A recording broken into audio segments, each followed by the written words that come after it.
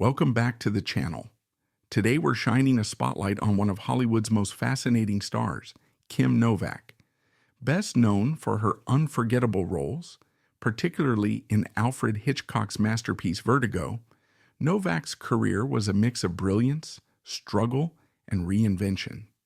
From a young woman modeling refrigerators to becoming a silver screen icon and eventually finding her true calling in art, Novak's story is as compelling off-screen as it is on. Kim Novak, an American actress best known for her iconic roles as Madeline Elster and Judy Barton in Alfred Hitchcock's Vertigo, had a fascinating life and film career. Born Marilyn Pauline Novak in Chicago, she was the daughter of Joseph Novak, a freight dispatcher during the Great Depression, and Blanche Novak, a factory worker. As a child, Kim disliked school and often found her teachers difficult to deal with. After graduating, she began modeling for a local store and earned 2 scholarships to the School of the Art Institute of Chicago. Novak's modeling career led her to work for a refrigerator company, and during her final semester of junior college, the company selected her for a cross-country tour to represent them at trade shows. While modeling at these events, she was given the title Miss Deep Freeze. During her time in Los Angeles on the tour, Novak worked as an extra in films like The French Line and Son of Sinbad. Her performance caught the attention of a talent agent who signed her to Columbia Pictures. At Columbia, Novak had a notable clash with Harry Cohn, the studio's chief, who insisted she change her name to Kit Marlowe. Novak, determined to stand out and remain true to herself, resisted the change. Cohn worried that her Polish surname wouldn't appeal to audiences, but they eventually reached a compromise, and she became Kim Novak. Kim Novak's rise to fame was not without its challenges. As her career blossomed, the pressures of Hollywood began to weigh heavily on her. Harry Cohn, the powerful head of Columbia Pictures, was a particularly domineering figure in her life. While he had a keen eye for shaping stars, his controlling nature often left Novak feeling isolated and frustrated.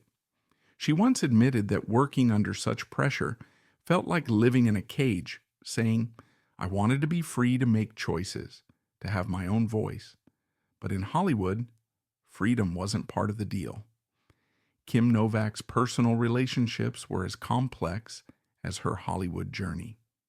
On screen, she exuded confidence, grace, and a magnetic charm that made her one of the most alluring stars of her generation.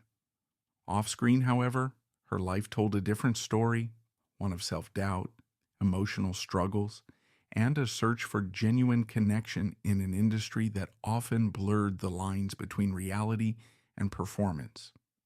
The media's relentless focus on Novak's private life only made matters worse. Rumors swirled about her romances with high-profile figures like Frank Sinatra and Sammy Davis Jr., both legendary entertainers in their own right. These relationships, whether exaggerated or genuine, became fodder for tabloids eager to paint Novak as a Hollywood siren surrounded by scandal. Yet Novak herself later revealed how far removed the truth was from those headlines. In one candid interview, she reflected, "I wasn't looking for scandal. I was looking for love and stability. But in Hollywood, everything gets twisted." Her rumored involvement with Sammy Davis Jr. was particularly controversial at the time, given the racial prejudices of the era. Davis Jr., a black entertainer, faced significant backlash for his associations with white actresses, and Novak was not spared from public scrutiny. Studio executives reportedly intervened, fearing the relationship would damage Novak's career. In a move that highlighted Hollywood's harsh control over its stars, Columbia Pictures allegedly threatened Davis Jr., pressuring him to end the relationship. Novak, caught in the storm, felt both the weight of societal expectations and the crushing realization that even her personal happiness was not her own to control. Frank Sinatra, on the other hand, was a figure whose charm and larger-than-life persona seemed to align perfectly with Novak's on-screen elegance. The two were often seen together, sparking endless speculation about a romance. Sinatra, known for his whirlwind relationships and deep loyalty to friends, was reportedly very protective of Novak. While the exact nature of their connection remains unclear, Novak always described Sinatra with fondness, once stating, "Frank was someone I could talk to, someone who understood the pressures of fame." These experiences shaped Novak's perception of love and trust. Beneath the glamour, she was a woman seeking real human connections in a world that often reduced her to a symbol. Hollywood's obsession with her beauty and relationships only intensified her sense of isolation. Novak's struggles highlight a darker side of fame, where personal happiness is sacrificed for public consumption, and the line between reality and image becomes almost impossible to define. In the end, Novak's reflections on her relationships reveal not just the challenges of being a Hollywood starlet, but also her strength and authenticity. She refused to let the industry's narrative define her. Instead, she chose to share her truth, helping fans see the vulnerable, deeply human side of the woman behind the iconic performances. It's this courage and honesty that make Kim Novak's story resonate, even decades later. These struggles influenced Novak's decision to step away from acting. For her, balancing the demands of fame with her desire for personal fulfillment proved exhausting. This inner conflict became a defining part of her story, highlighting her determination to reclaim her life and pursue her true passion, art. Following the success of Rita Hayworth in the 1940s, Columbia Pictures was eager to groom Novak as their next major star, positioning her as a potential rival to Marilyn Monroe. Unlike many of her contemporaries, Marilyn Monroe, Rita Hayworth, and Grace Kelly, Kim Novak stood out for her refusal to be confined to the traditional mold of Hollywood stardom. While Monroe was celebrated for her sensual allure, Hayworth for her fiery presence, and Kelly for her poised elegance, Novak brought a unique blend of vulnerability and strength to her roles. She was not just a glamorous screen siren. She embodied complex, emotionally layered characters that resonated with audiences on a deeper level. Kim Novak's decision to take on complex and challenging roles, such as Madeline Elster and Judy Barton in Vertigo, showcased her remarkable ability to deliver raw, layered performances that set her apart from many of her contemporaries. While Marilyn Monroe often embodied the playful bombshell, and Grace Kelly epitomized a regal sophistication, Novak dared to venture into darker, more unsettling territory. Her characters were haunted, fragile, yet strong, reflecting a rare emotional depth that captivated audiences. She brought a relatability and mystery to her roles, striking a perfect balance between vulnerability and resilience that resonated deeply with viewers. When Vertigo was first released in 1958, the initial reception was lukewarm, with critics divided over Alfred Hitchcock's ambitious vision and Novak's performance. However, audiences found something magnetic in her portrayal, an authenticity that made her character's pain and longing feel real. Fans who connected with the film at its core praised Novak's ability to navigate such an emotionally complex role, and over time, her work was reevaluated and celebrated.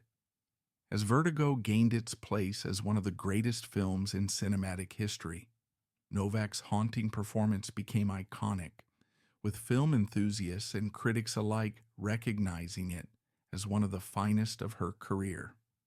The media, initially skeptical of Novak's casting, eventually turned their narrative as the film's legacy grew.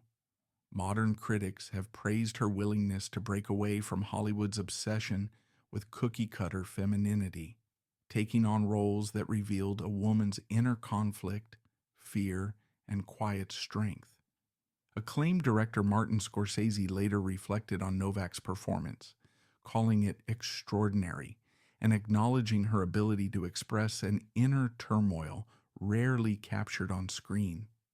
Fans, too, have passionately defended Novak's work in Vertigo, often crediting her portrayal as the reason the film remains so emotionally powerful decades later. Online forums and social media buzz with discussions about how Novak's performance elevated Hitchcock's story, making her the heart and soul of a film that might otherwise have been dominated by its visual brilliance. One fan once wrote, "Novak didn't just play Madeleine and Judy. She embodied their struggles so fully that it felt like we were watching her unravel in real time." In an industry that often prioritized glamour over substance, Novak's defiance of Hollywood norms was bold. She refused to let herself be typecast, stepping into roles that required her to expose emotional rawness and complexity. Her determination to seek fulfillment as an artist, rather than merely conform to industry standards, made her stand out as truly one of a kind. Novak didn't just act, she brought truth to her characters, and in doing so left an indelible mark on cinema that continues to inspire generations of actors and filmmakers. Her legacy as Madeleine and Judy remains a shining example of how storytelling transcends time when paired with fearless performances. Kim Novak proved that being an icon didn't mean adhering to expectations. It meant breaking them entirely and redefining what it meant to be a leading woman in Hollywood. Novak made her screen debut in the 1954 crime film Pushover, where she starred alongside Fred MacMurray. Later that year, she appeared in a comedy, playing the role of Janus. Both films were successful, earning Novak praise for her acting talent and striking looks. In 1955, Novak starred in the heist film Five Against the House. While the film didn't achieve the same level of success as her earlier work, she still received equal billing with co-star Guy Madison, a significant recognition of her rising status. It was her fourth film, Picnic, 1955, followed by The Man with the Golden Arm, that cemented her reputation as Hollywood's next big star. These roles signaled to the industry and audiences alike that Kim Novak was poised for greatness, blending undeniable talent with screen presence that set her apart. In 1955, Kim Novak starred as Madge Owens in the romantic comedy drama Picnic, a film adaptation of the Pulitzer Prize-winning 1953 Broadway play. The movie featured an impressive cast, including William Holden and Rosalind Russell, and became a box office hit. Picnic earned 6 Academy Award nominations, winning 2, and further solidified Novak's rising status. Her performance earned her the Golden Globe Award for Most Promising Newcomer, as well as a nomination for the BAFTA Film Award for Best Actress. That same year, Novak starred alongside Frank Sinatra and Eleanor Parker in Otto Preminger's The Man with the Golden Arm. The film was both a critical and financial success, and Novak once again received praise for her captivating performance and beauty. By the late 1950s, Novak was at the peak of her career, delivering a string of successful performances between 1956 and 1958. In 1957, she starred as Linda English in Pal Joey, sharing the screen with Frank Sinatra and Rita Hayworth. Her performance in the film is often regarded as one of the best of her career. The following year, in 1958, Novak delivered her most iconic role in Alfred Hitchcock's Vertigo. Originally, the role of Judy Barton was set for actress Vera Miles, but Miles had to drop out of the project after becoming pregnant. Hitchcock then approached Harry Cohn, head of Columbia Pictures, to secure Novak for the role.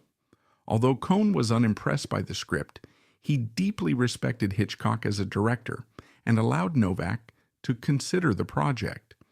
After reading the script, Novak fell in love with it, feeling a deep connection to her character's complexities.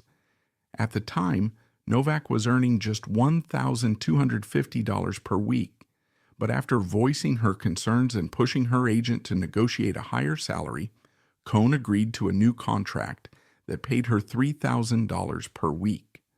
Despite her enthusiasm for the role, Novak faced challenges adjusting to Hitchcock's notoriously meticulous and rigid directing style. Behind the scenes of Vertigo, Kim Novak's collaboration with Alfred Hitchcock was far from smooth.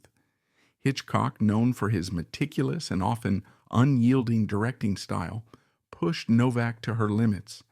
Novak, however, wasn't afraid to push back when it came to protecting her artistic vision. One notable disagreement occurred over her wardrobe. Novak believed her character's costume should better reflect Madeleine's complex personality, but Hitchcock refused to budge, insisting on the symbolic importance of the gray suit. Reflecting on this tension, Novak admitted it wasn't always easy to work with Hitchcock, describing him as distant and difficult to read. She once said, "He rarely gave me any feedback. I often wondered if he was unhappy with my work, which made me question myself constantly." Despite these challenges, Novak found a way to channel her discomfort into her performance. Her unease mirrored that of her character, creating an authenticity on screen that audiences could feel. Years later, when Vertigo was reevaluated as a cinematic masterpiece, Novak's perseverance paid off. Critics lauded her portrayal of Judy Barton and Madeleine Elster, praising the emotional depth she brought to Hitchcock's vision. Looking back, Novak recognized the struggle as a necessary part of the creative process, saying, "Sometimes the most difficult experiences create the most powerful performances." While the experience may have been difficult, Vertigo would go on to become one of the most celebrated films in cinematic history, and Novak's performance remains a defining moment in her career. In the early stages of filming Vertigo, Kim Novak wanted to change her character's costume, but Alfred Hitchcock refused, insisting that the film's visual elements were more significant than the narrative itself. Over time, Novak came to accept the costume as a defining symbol of her character. Reflecting on her collaboration with Hitchcock, Novak described the experience as strange.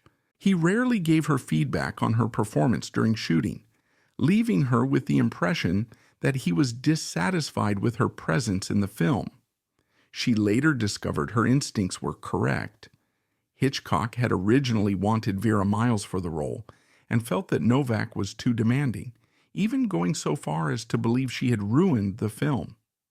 Novak admitted to feeling uneasy playing the role of Madeleine, a discomfort she rationalized by telling herself that it was precisely what Hitchcock intended. Madeleine was supposed to feel out of place, and that unease translated perfectly on screen. When Vertigo was released, the initial reception was mixed, and it seemed Hitchcock's ambitious vision might not pay off. However, over time, Vertigo was reevaluated and is now regarded as Hitchcock's masterpiece. For Novak, it became her most iconic role.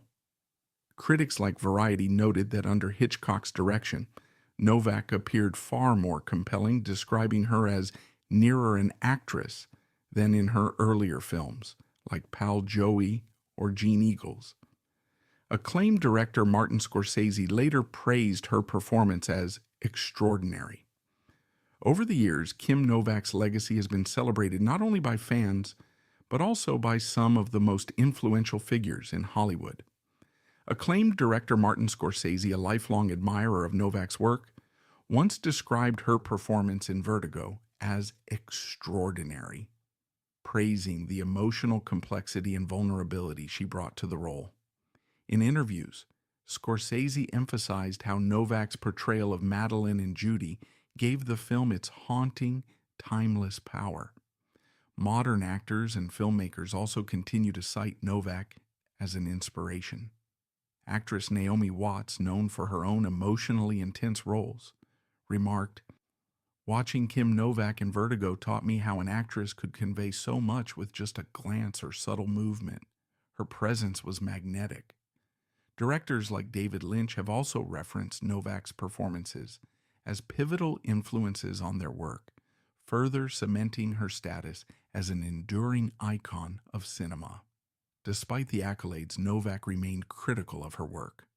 Watching Vertigo again in 2013, she admitted to feeling disappointed, describing both characters she played as exaggerated. Yet even she recognized moments of brilliance, remarking, "There are a couple of scenes where I was wonderful." In interviews, Novak often revealed her belief that her true calling was as an artist, not as an actress. Hollywood, for her, was a difficult environment, dominated by controlling men who stifled her creative spirit. "I hated being controlled," she said candidly in a 2018 interview. "When I left Hollywood, I went back to being an artist." Ultimately, while Vertigo remains a defining part of Novak's legacy, it is also a reminder of her struggle to navigate an industry that never quite fit her. Her decision to leave acting and return to art reflects the independence and creative passion she always valued above fame and stardom. By the late 1960s, Kim Novak had grown disillusioned with Hollywood and longed to escape the life of a movie star.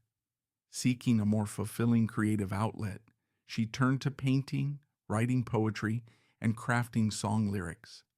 Several of her songs were even recorded by notable artists, including Harry Belafonte and the Kingston Trio. Kim Novak's connection to art ran far deeper than most people realized. For Novak, painting became a vital escape, a way to express her emotions and creativity free from the pressures of Hollywood. After stepping away from acting, she fully embraced art, finding solace and purpose in creating works that reflected her personal struggles and triumphs. Novak's paintings often incorporated bold colors and dreamlike imagery, themes she described as a reflection of my soul. Her unique artistic style gained recognition over the years, with critics noting the raw emotional power in her work.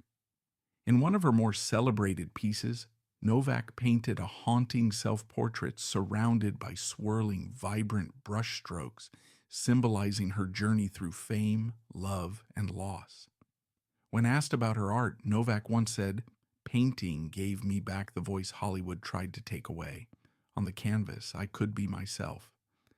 This transformation from movie star to artist not only showcased her creative spirit, but also solidified her as a multifaceted talent, capable of leaving a lasting impact beyond the silver screen. In the late 1970s, Novak returned to acting in minor roles, appearing in The White Buffalo and Just a Gigolo, the latter of which also featured David Bowie. However, her passion for acting continued to fade. Throughout the 1980s and 1990s, she turned down numerous film offers, eventually taking her final role in Mike Figgis's Liebestraum, 1991. Unfortunately, her experience on set was far from positive. Novak and Figgis frequently clashed, with constant arguments escalating tensions.